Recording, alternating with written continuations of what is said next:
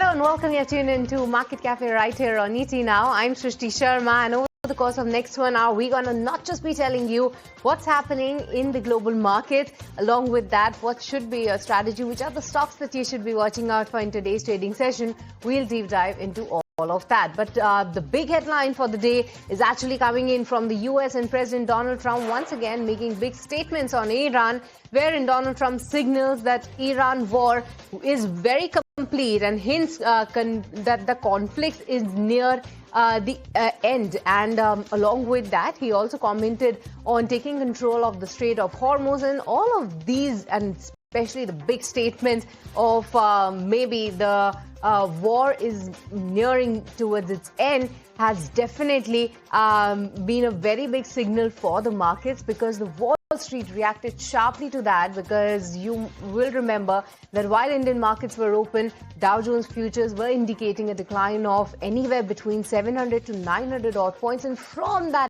level we have seen a very fantastic recovery, not just in the Dow Jones, but along with that even Nasdaq and S&P 500 also recovered very sharply in trade yesterday. And add to that, Dow Jones actually ended with the gains of 239 odd points. S&P 500 gained almost 0.8%, but Nasdaq, that index was the outperformer, gained 1.4% in trade just yesterday. But yes, the markets were waiting out for the big comments coming in on Iran, and yes, the easing out of tensions in the Middle East was the positive signal. But add to that, we definitely had the kind of move that we have seen on the crude oil prices, because energy markets, they are becoming interesting, because just yesterday we were talking the gain of almost 25 to 26% in crude oil.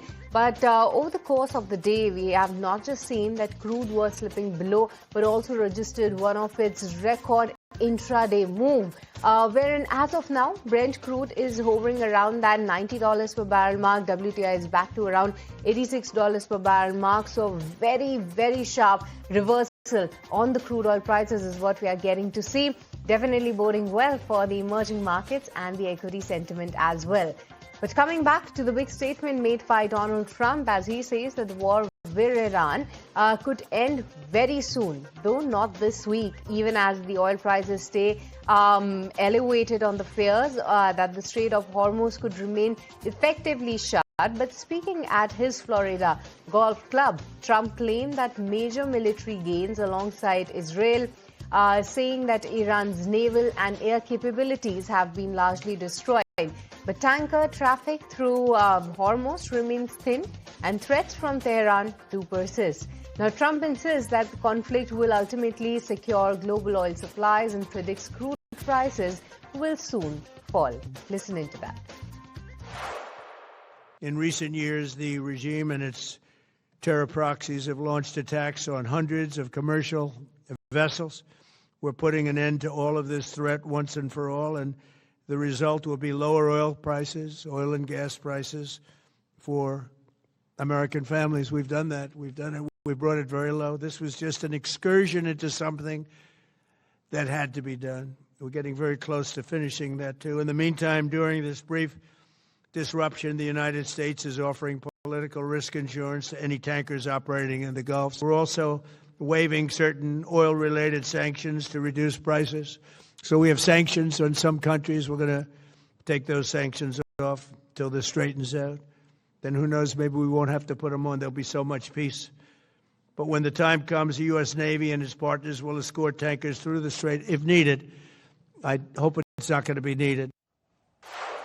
All right, but meanwhile, Iran has issued a stark warning to oil tankers passing through the Strait of Hormuz, saying that the vessels must be very careful as tensions with the U.S. and Israel intensify. Now, Iran's foreign ministry says attacks on U.S. military assets in the Gulf are legitimate under international law. And G7 energy ministers are meeting today to consider releasing the strategic oil reserves as Iran conflict disrupts global supply. Now, reports say that the U.S. is pushing for a 300 to 400 million barrel coordinated release to stabilize the markets. Markets are now watching whether emergency stockpiles can calm the biggest supply shock in years. However, All right, but however, sources suggest that India will not release any oil reserve, but has also assured that there will be no fuel price hikes. Prakash joins in with more details. Prakash. Well, that's an important development coming in as we are learning from our government sources that India will not release crude oil from its strategic reserve at the call of G7 nation. A very significant development coming in at this point of time. You are aware that the G7 countries are contemplating releasing crude oil from the strategic reserve to calm down prices. But the government sources are confirming that India will not be part of any such exercise and its strategic reserve would be utilized for its own consumers. A very significant development at this point of time.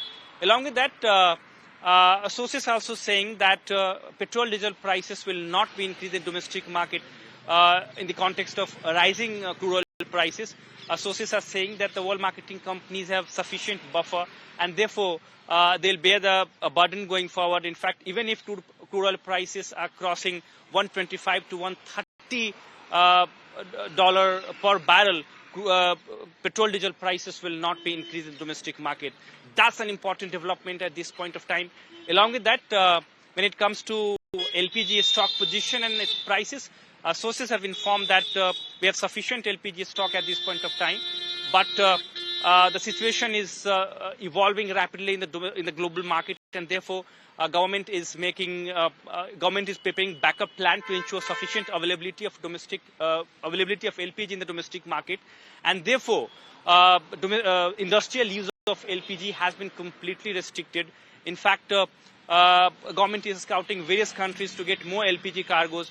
Countries such as Canada, Australia, UAE are sending more cargoes in next few days, and therefore will be in position to ensure sufficient availability of LPG in the domestic market. And 25 days waiting period for booking of LPG cylinder had been imposed to discourage hoardings. These are important developments at this point of time. Along with that, the government sources are also confirming that the domestic reprioritization is being implemented for CNG, PNG as well to ensure sufficient availability of CNG, PNG for the domestic consumers. Thank you so much, Prakash, for getting us all those details. But we also caught up with the experts to decode the same. Let's listen in to what they had to say. That first is to remember is that this sell-off was not restricted only to India. The rest of Asian markets, Korea, Taiwan, all of which have had a very good rally, also corrected as deeply. That's point number one. Yes, the crude shock, I think the country most affected by the crude price hike is India, because we import 85% of our crude oil. Plus, in addition, whatever has come about as a relief to India, like Russian oil purchase, comes at a cost, because Russia is no longer willing to give it to us at a discount. It will be at a premium. And the transportation costs and insurance costs have shot up by 400% for ships coming through. So I think that's the primary impact. Very little, if any. It might have an effect it might have a one-day effect. It's not the first time that nations have sold their strategic reserves in order to dampen prices. It has an effect maybe for a day or two, and after that, if the situation persists, prices will go right back up. What we're in right now is the market being gripped by speculators. And when that happens, anything can happen. Now, we saw the price of oil overnight go up almost to $120 a barrel, maybe a little bit higher. And now, of course, it's back down to that 101, 100 level. So this just shows you what happens when you have speculation. I mean, the problem with oil markets right now is twofold, really. There is a logistics issue where, refineries in Asia needs oil. They don't have that oil because, we are out of 17 million barrels per day of, oil that transfers through Strait of Hormuz every day. It's not happening for a week, right? So that's the first issue of the market. A real real issue of real shortage of oil, which the market is not seeing, right? And then, of course, there is that risk sentiment to the prices that is being built. So I mean, it's a twofold problem, right? Now with the strategic oil reserves, when they take a decision to release it, or how much they release it, it all depends on how fast it solves for the first problem, which is the problem of actual physical oil displacement. All right, moving on then, and 5 members of Iran's women's national football team have been granted humanitarian visas in Australia after seeking asylum over fears of persecution. Now back home, the players reportedly left their team hotel with police assistance during the Asian Cup on the Gold Coast. Now Australian Prime Minister Anthony Albanese says that the women are safe, and while Trump called the situation delicate and urged protection for the players amid escalating tensions with Iran. But the other story is with respect to Anthropic, because in a major legal move, AI company Anthropic has filed a lawsuit against the Pentagon after being blacklisted over national security concerns. The company says the Defense Department wrongly labeled it a risk to the U.S. supply chain, escalating tensions between the government oversight and the fast-growing AI industry. Let me take it across to my colleague Sumita, who joins in with more details. That's right. Anthropic has filed a lawsuit against federal agencies. This company, remember, was blacklisted by the Trump administration just a couple of days back and was designated a supply chain risk that allegedly threatened U.S. national security. In fact, in its filing, Anthropic has stated that the Constitution does not allow the government to wield its enormous power to punish a company for its protected speech. It also said that no federal statute authorizes the actions that have been taken here. In fact, Anthropic also says that the company is now turning to the judiciary as a last resort to vindicate its rights and halt the executive's unlawful campaign of quote-unquote retaliation. So strong words coming in from Anthropic, which is earlier as well hit out at the Department of Defense. In fact, it rejected Pentagon's demand to drop AI safeguards. The company said that in good conscience, the company cannot accede to what Pentagon is demanding, and it cannot allow unrestricted access to its technology with respect to its military technology and surveillance technology. The Department of War then threatened to pull its contract, and eventually it did, and it awarded that contract to competitor OpenAI. Now, Anthropic's main contention with the Department of Defense was about systems should not be used. AI systems should not be used for mass domestic surveillance. This was a claim that was dismissed by the Department of Defense, and it stated that Anthropic is lying, as we don't do mass surveillance because that is illegal. So, of course, quick developments and fast developments on this matter. It remains to be seen what the Trump administration's response to this lawsuit is going to be. Thank you so much, Sumita, for all those details. But time now to slip into a very short break. We'll be right back. Market Cafe right here on ET Now, and now let's put the spotlight on what the Asian markets are doing. And yes, of course, with the rebound in the global markets and US markets, the Asian markets are also cheering up the rally. Look at the move that Shanghai is having, almost 0.5% of the gain, but it's Nikkei that is holding on to the gains of 3.5% as we speak right now, and even Hang Seng has actually gained 1.6%. Add to that if we can show Kospi too, because that index actually hit a lower circuit just yesterday. There was a mild recovery in Kospi from the day's lowest point, but the last time I checked, Kospi was actually up 6.5%. And yes, of course, this has been one of those most volatile index of late. One-way run up, but when in bad days, Kospi has hit multiple lower circuits as well. So yes, of course, Kospi is one of the other index that the market participants are closely watching out for. And lastly, let's have a look at what GIFT Nifty is doing, because even GIFT Nifty was cheering up the rally. It's a 261 points of gain. That is what we are getting to see at the implied open. GIFT Nifty near about that 24,400 mark, and just yesterday on the spot levels for Nifty 50, we did reclaim that 24,000 mark for ourselves. So that's the kind of Asian handover, but the markets did end yesterday firmly in the red, extended losses for the second straight session. There was indeed a mild recovery from the day's lowest point, and Nifty somehow managed to close the day above that 24,000 mark, while even for Bank Nifty, more than 200 points of gain is what we are getting to, is what we saw actually from the day's lowest point. But for this, let me take it across to my colleague Snehi, who brings in more details on how the markets fared yesterday. Well, yes, the escalation in the West Asian conflict got the market really bad. Lots of pressure on the market. And overall, not only the benchmarks, the broader end of the market was under pressure. Sectorally, barring IT that maybe showed some speck of positivity, everything else was in the red. Just taking a look at what the fine print looks like at close. Nifty barely managing to hold on to the 24,000 mark, 1.8% cut on the Nifty. Sensex lower by 1.8% too. You had Nifty Bank, elevated cuts all throughout the day, 3% cut, about a 1,770 point cut coming in on the Nifty Bank. India VIX, yes, the spike cooled off. At one point it was higher by about 22 to 23%. Towards close it was higher by about 18%. 23.4 is where the India VIX shut shop. You had Wipro, Reliance, Apollo Hospitals, Infosys, HCL Tech, Sun Pharma. These were some of the top Nifty gainers amid some more names. On the flip side, the entire auto pack, select cement names, all of them were under massive pressure.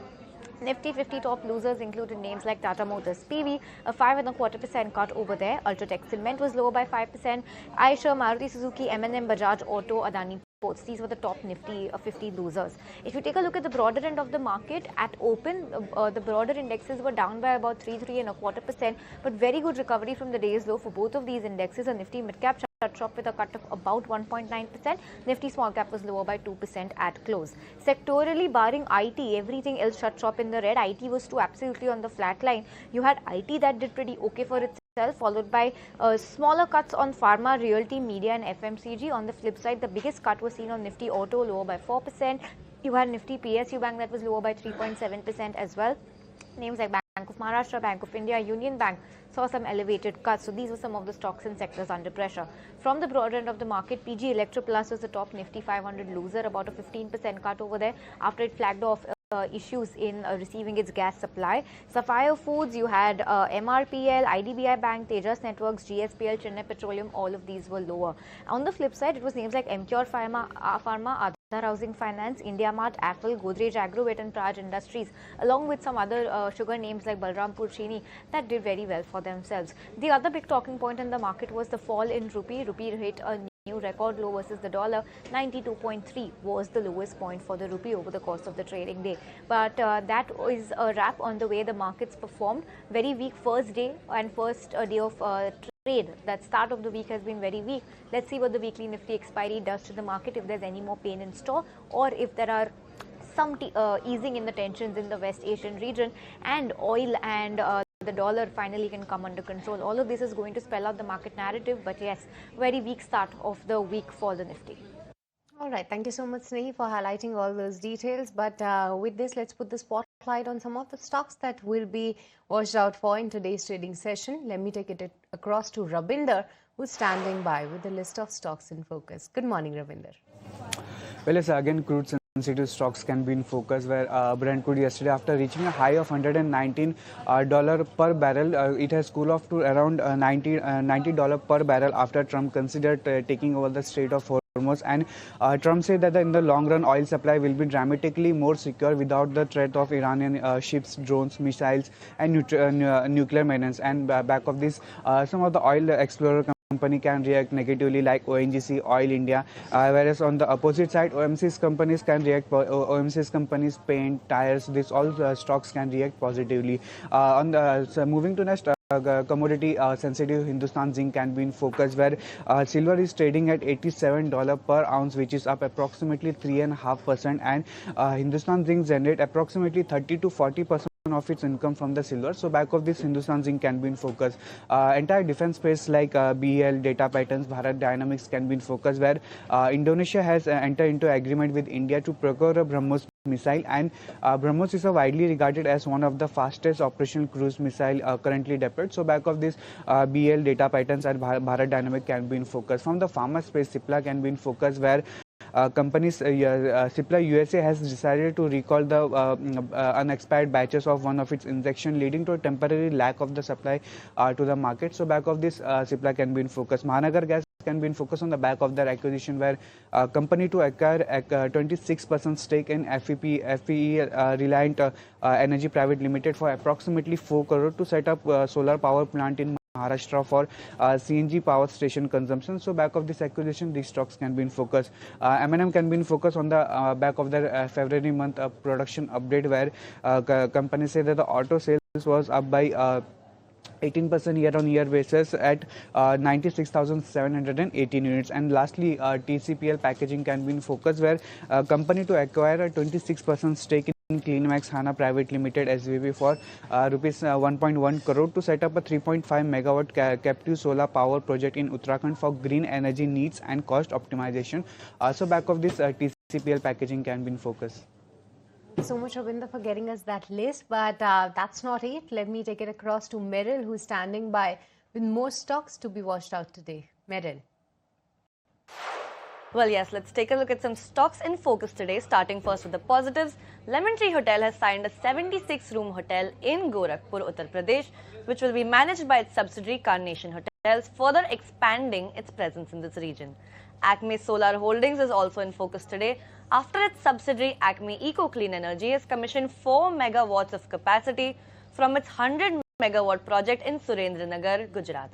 Another stock that's going to be important to watch today is going to be KRN Heat Exchanger and Refrigeration, where the board is expected to meet on the March 13th in order to consider fundraising via equity or equity-linked securities. On the negative side, Arvind Limited has announced the resignation of its managing director Sushil Kaul, effective from March 9th, 2026. And in block deal action, promoter Hazel Infra plans to sell a 5% stake in Swan Defence and Heavy Industries through an offer for sale to meet minimum public shareholding norms. Meanwhile, Arvind Smart Spaces saw promoter interest, with Piroj Shah Adi Godrej buying about 8.17 lakh shares at Rs 498, and in institutional buying, HDFC Mutual Fund and SBI Mutual Fund together bought over 93 lakh shares of Anthem Biosciences in a deal valued at roughly 578 crores. So yes, that's my list of stocks that's going to be important to keep a close look at today. Thank you so much, Meryl, for all those details. But let's move on and shift gears to the auto space, because electric vehicles are no longer just a metro story. M&M's Rajesh Jejurkar says EV adoption is now spreading into smaller towns, with South India leading the charge thanks to the stronger charging infrastructure.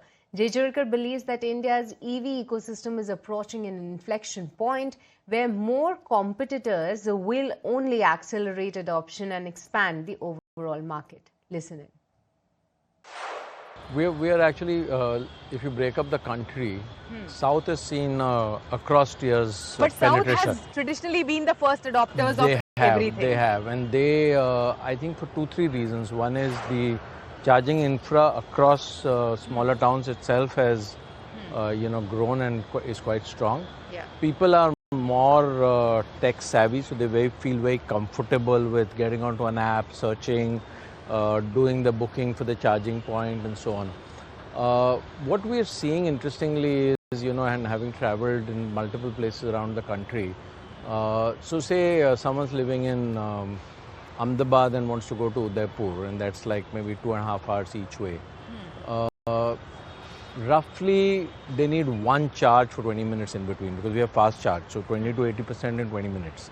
So they really need one charge point in between, because they typically will go at a speed of higher than 120 kilometers per hour. So if you don't go at that and you go at 80-90, you can actually do Ahmedabad, Udaipur and back on one charge.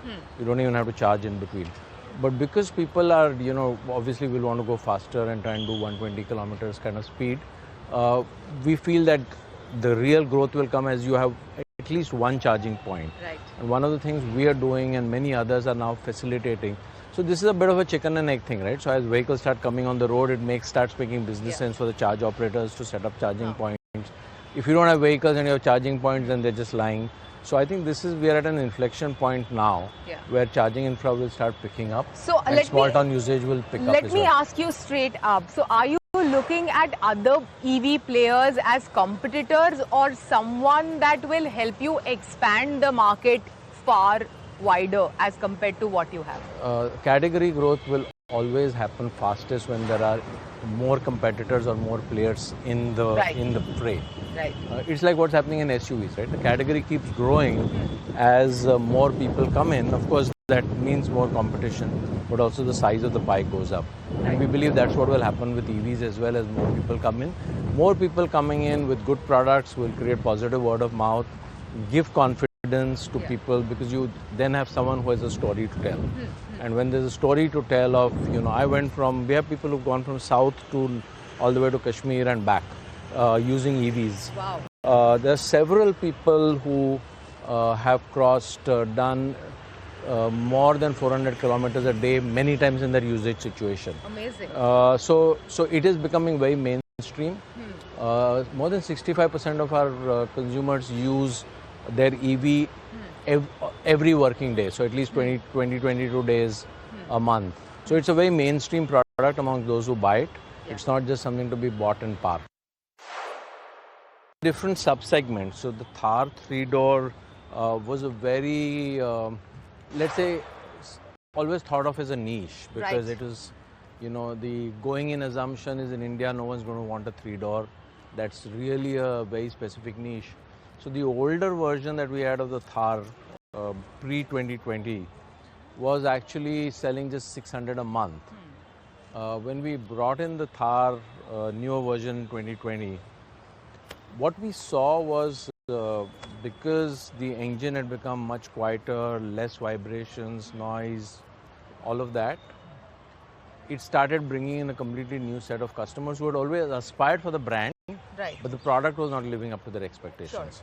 So once the product crossed the bar and the threshold of, yes, this is something I can drive to work in, it opened up a whole new stream, and we went on to actually doing as much as 6,000 a month of the Thar 3-door.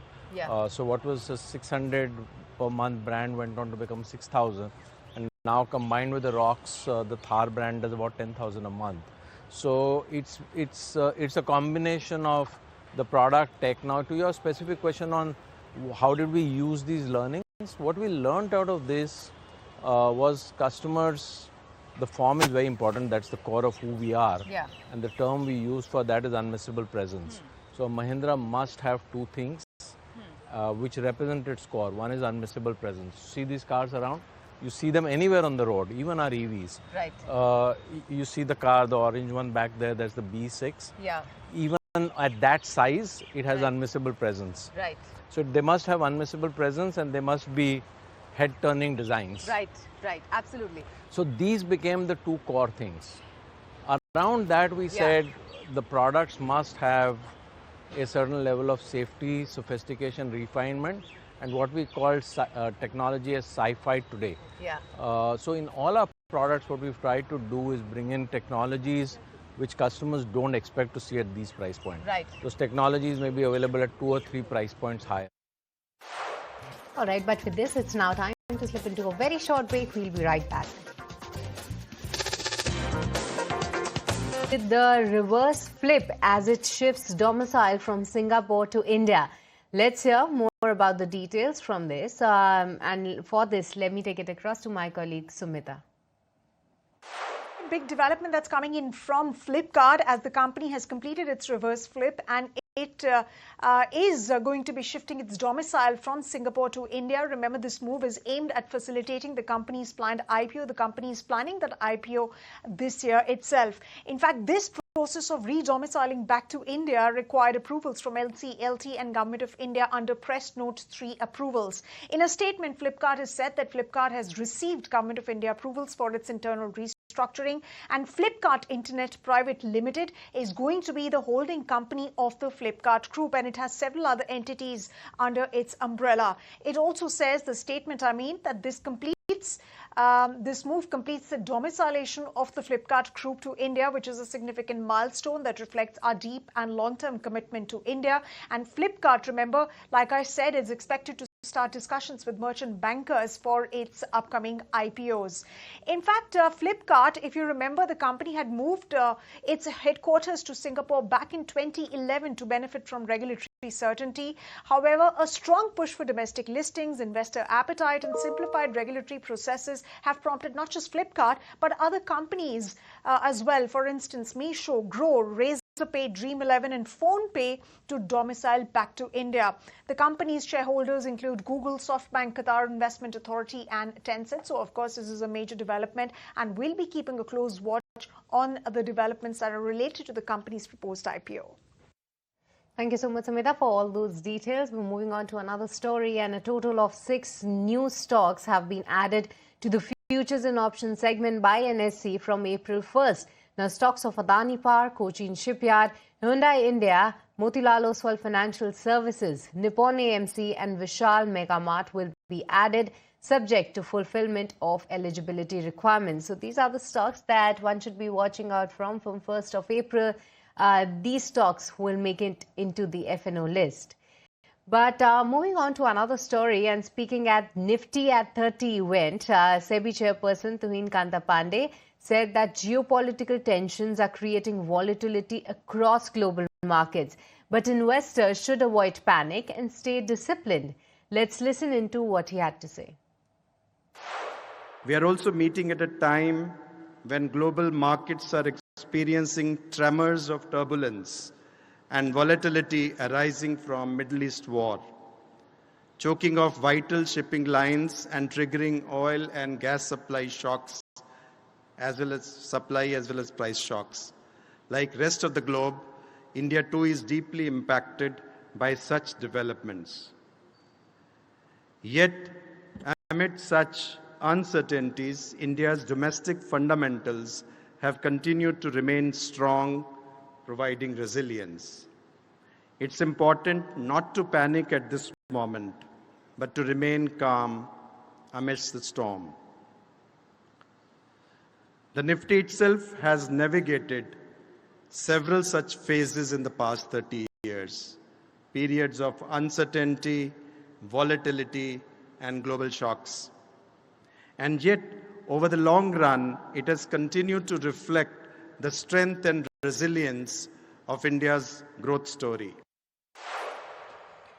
Also talking to the media, NSE Managing Director and CEO Ashish Kumar Chauhan has said that the exchange's long-awaited IPO process is expected to move ahead once merchant bankers are appointed. And that is likely in March. He also flagged rising global volatility due to geopolitical tensions, but expressed confidence in India's ability to manage oil and macro risk better than many peers. Let's listen into that. Valuation usually is determined by the merchant bankers. So they are yet to be appointed, so I don't know what will be the final sort of amounts. But even they would want to go up to the level when they are confident. So that would be pretty much the last day of the before the issue. So that's where I think all the other things are more in a way estimations rather than the real stuff. And the process is still on of determining the merchant bankers and all. And in an exclusive conversation with ET Now's Anurag Shah, spoke with A. Bala Subramaniam, who is the MD and CEO of Aditya Birla Sun Life AMC, on market outlook, investor behavior and sectors to watch, and the long-term India story amid geopolitical tensions. Let's listen in. When we started, while we have seen NSE getting formed and Nifty index is getting formed, and I have been fortunately part of the whole journey. Since 1990, when I started my career in the capital market, we have seen the complete evolution of National Stock Exchange and also the reshaping of Bombay Stock Exchange, and both together I have seen it.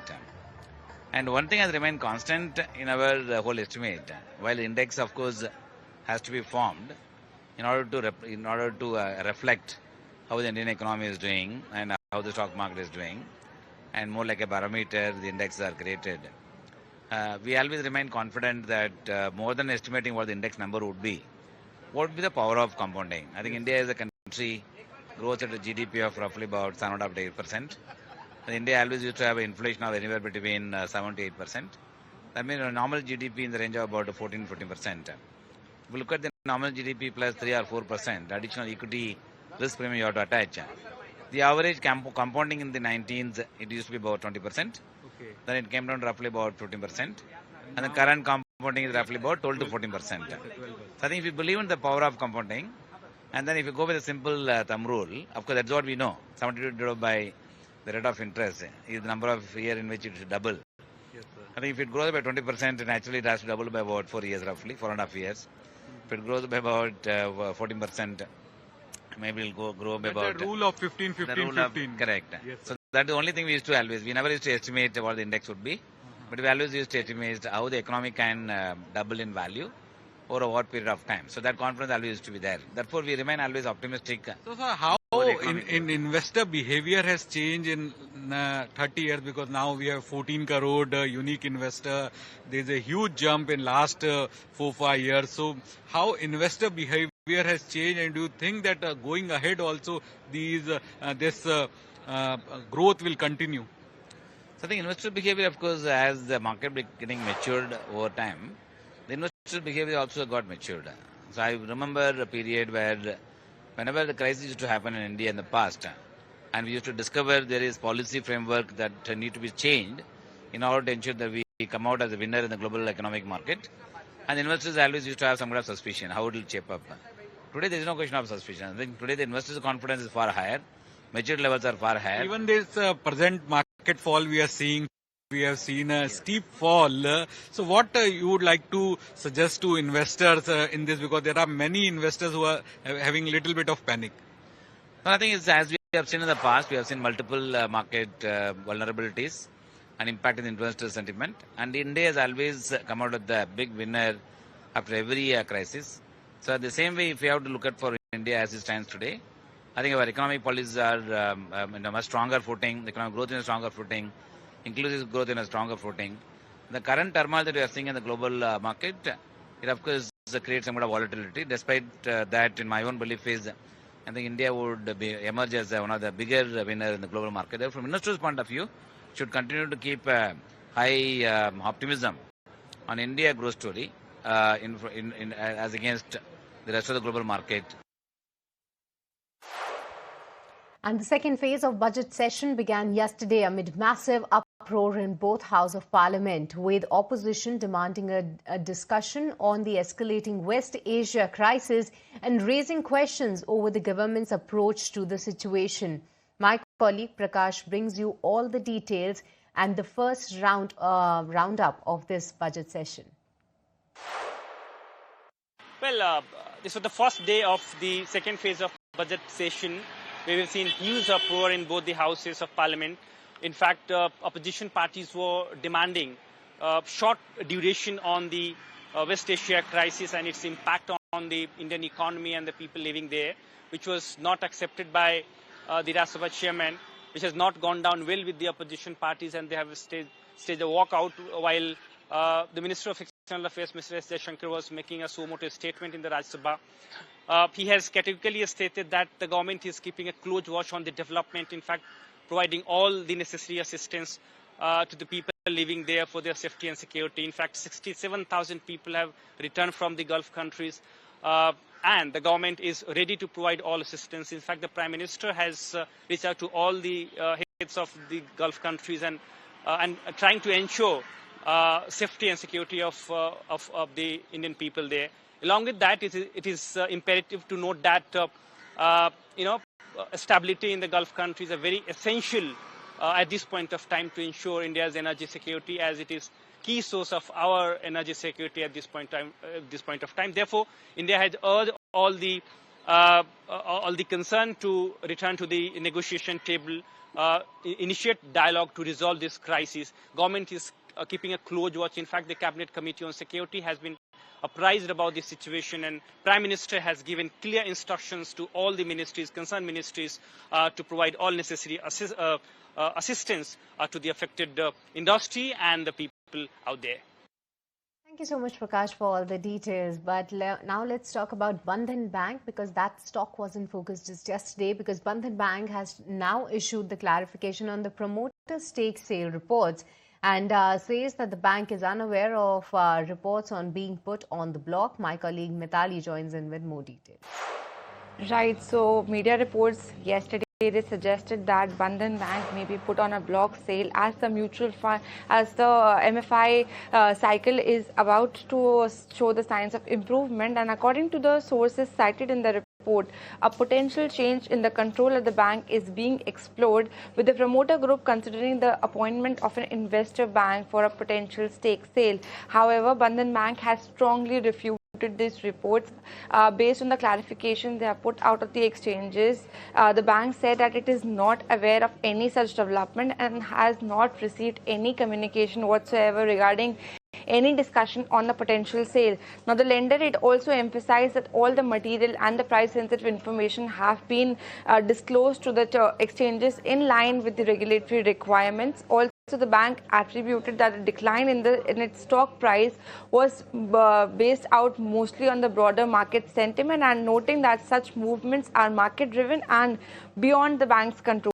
Also, Bandhan Bank shares, we saw that fell nearly 6% in yesterday's trading session, but as of now, the bank, it maintains that there is no confirmed development regarding any potential stake sale in the bank. Back to you.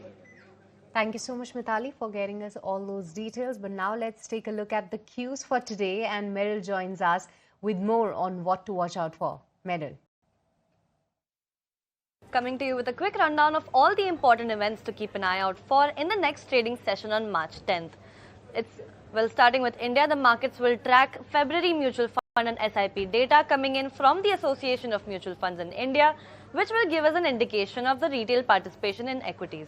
It's also weekly expiry day for the Nifty 50, which could bring about some volatility in the trading session. And globally, investors will be watching out for GDP data coming in from Japan, which will offer a read on the country's economic momentum. On the earnings front, results will be coming in from energy giant Saudi Aramco, which will be in focus. And coming back to India, in the primary markets, we'll be seeing the Innovation Limited IPO open up for subscription. And finally, Capri Global Capital will be on the radar as its board meets to consider a potential fundraising of up to 2,000 crores via public issuance of non-convertible debentures. All in all, domestic flows data, global macro cues, and primary market activities will be the key triggers for this day. All right. Thank you so much, Meryl, for getting us all those details. So those were some of the cues that you should be watching out for, but believe that the biggest cue for the markets for today remains to be the recovery that we are seeing in the Asian markets. How will the Indian markets react to that, and along with that, with respect to the move in the crude prices? But yes, the energy shortage is definitely hitting hard back home in India as well, because what we understand is that a coking coal shortage is actually spread across different parts of the country, and especially Mumbai, wherein LPG dealers are saying that the supply of the commercial cylinders has been halted since Saturday. There could be some waiting time, and that can be as high as 1 week. And because of that, there has been some panic buying. That is already what we are getting to see on ground, because LPG bookings are only after 25 days of the previous deliveries. Now, dealers are warning that the hotels and restaurants, they are at the biggest risk of not getting enough supply, and maybe because of that, the operations might actually get impacted. So let's see whether this phenomena is actually temporary or it can last long. But moving on, and to another story with respect to the market movement, and now the investors are definitely facing some pressure. And if your portfolio is bleeding, you're not alone. Markets have turned volatile amid a mix of global uncertainty, rising geopolitical tensions, and concerns around the growth and liquidity. So what exactly is making investors nervous, and why is the street on edge? Let's break it down, and let me take it across to Snehi, who joins us with just that. Well, yes, very interesting analysis on why your portfolio is bleeding. Now, of course, the big talking points right now are all the geopolitical disruptions in West Asia, the AI playing out negatively for India, FPI outflows, lots to talk about. So let's break them down one by one. The first big reason, negative developments around Israel and the Israel and Iran war. You have lots of developments over there. Crude has been spiking and falling back to back on the back of all the developments we're seeing, and that's a big talking point. Number two, the surge in crude oil prices that we've seen. For a country like India that imports 80% of its crude from global sources, any increase in $10 per barrel would lead to a direct impact of 40 to 50 bips on inflation, and that's a big impact. Although today crude has seen a little bit of a drop from its high. The closure of Strait of Hormuz is the third big impact to be talking about. Although Trump has said that he wishes to take over this, Iran is against this. Remember, this is a very critical choke point. 20% of the global oil supply passes from this, and the closure or any blockages over here are leading to temporary disruptions in oil, and that is leading to the red shade in your portfolio. Number four is uncertainty around tariffs. Now, moving away from the geopolitical tensions, the United States Supreme Court has struck down tariffs. They had imposed 15% temporary universal tariff from all countries, and now this has been struck down. The temporary this was temporary in nature and requires Congress approval beyond 150 days, which expires in July. The US Supreme Court has also said that Trump needs to be giving back or refunding the tariffs of all countries along with interest. So that's a big blow to the US. Next talking point is the uncertainty around AI and its impact on tech. The biggest question playing out on the street right now is artificial intelligence a boon or a bane, and will traditional IT be impacted by artificial intelligence? So remember, India is largely an IT services providing country, so to keep up with the tech adoption and AI adoption is going to be a key to watch out for. The next reason is the depreciating rupee. Just remember, yesterday itself rupee hit an all-time low of 92.3 against the dollar, given everything that's happening geopolitically. The reason number 7 is India's expensive valuation. Now, despite the cuts that we've seen in the market, India is still an expensive market. Nifty trades at 18 to 19 times FY27 price to earnings, expensive than most other emerging markets. And lastly, the FPI pressure that we've seen, the selling pressure, that continues. FPIs have sold 21,000 crore worth of shares in March so far. So that's a year-to-date move, and that's a very heavy number of number over there where we've seen in terms of FPI outflow. So these are, in a nutshell, all the reasons that are ailing your portfolio, but you're not alone in this, because this is affecting everybody's portfolio. But yes, any more clarity on the tariffs front, any progress on the AI front, and any de-escalation on the West Asian conflict front should be able to bring some relief to this. Snehi, and that's what we are starting the day with. Very positive comments coming in from Donald Trump. But with this, it's time to wrap this edition of Market Cafe. It's a goodbye from me and the entire team. Thank you so much.